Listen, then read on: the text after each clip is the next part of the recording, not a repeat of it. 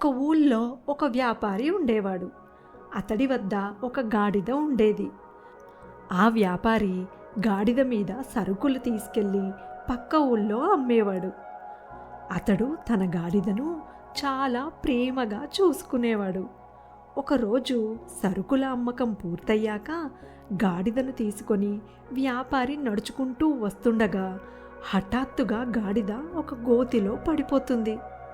గోతిలో నుండి గాడిదను ఎలా బయటకు తీయాలో వ్యాపారికి అర్థం కాదు. గాడిదను వదిలి వెళ్ళలేక, దానిని బయటకు తీయనూ లేక గొయ్యి దగ్గర ఏడ్చుకుంటూ కూర్చుంటాడు. ఇంతలో అటువైపుకు ఒక సాధువు వస్తాడు. వ్యాపారి సాధువు వద్దకు పరిగెత్తుకుంటూ వెళ్ళి, స్వామి, నా గాడిద గోతిలో పడిపోయింది, దానిని బయటకు తీయడంలో నాకు సహాయం చేయండి అని అడుగుతాడు.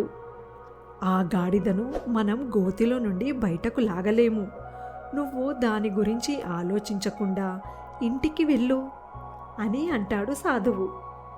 అలా అనకండి స్వామి, ఇన్ని రోజులు ఈ గాడిద సహాయంతో నేను వ్యాపారం చేసుకొని బ్రతికాను. ఈరోజు దానిని ఇలాంటి పరిస్థితిలో వదిలేసి వెళ్ళలేను. దానితో పాటు నేను కూడా ఇక్కడే ఉండిపోతాను అని ఏడుస్తాడు వ్యాపారి. అప్పుడు సాధువు, సరే అయితే పక్కనే ఉన్న పాత్రతో మట్టిని తీసుకువచ్చి ఈ గోతిలో వెయ్యి అని అంటాడు సాధువు.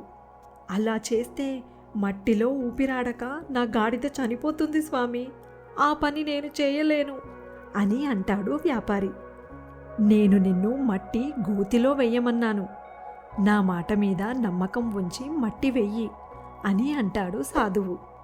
ఇష్టం లేకపోయినా వ్యాపారి మట్టిని గోతిలో వేయడం ప్రారంభిస్తాడు.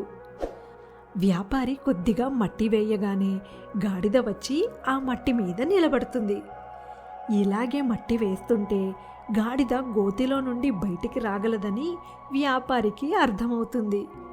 అలాగే అతను మట్టి వేస్తూ ఉంటే గాడిద మట్టిపైకి వచ్చి నిలబడుతూ మెల్లిమెల్లిగా పై వరకు చేరుకొని గోతిలో నుండి బయటపడుతుంది. సాధువు చెప్పిన ఉపాయం వల్ల తన గాడిదను రక్షించుకోగలిగానని సాధువుకి ధన్యవాదాలు తెలిపి తన గాడిదను తీసుకొని సంతోషంగా వెళ్ళిపోతాడు వ్యాపారి.